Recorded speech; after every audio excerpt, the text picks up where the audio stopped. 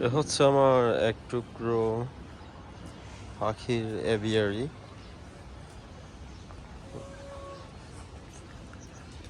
এখানে কিছু পাখি আছে আমার ছাদে পালার জন্য।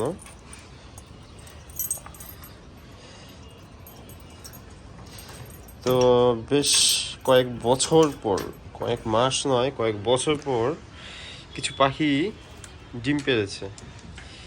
আসলে আপনাদেরকে দেখাচ্ছি। এগুলো হচ্ছে আপনার সানচিক পাখি, এগুলোও সানচিক। ওই পাশটাতে আছে ক্রিমসন।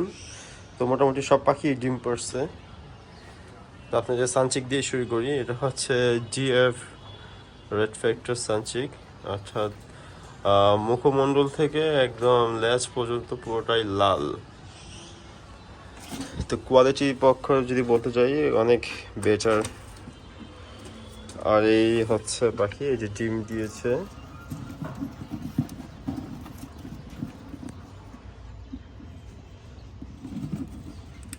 খুব আদরের পাখি আমার, একদম হলুদের মধ্যে লাল টুকটুকে।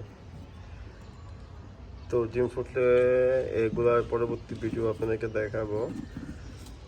তো 4টা ডিম দিছে, হয়তো 12টা ডিম পাকতে পারে।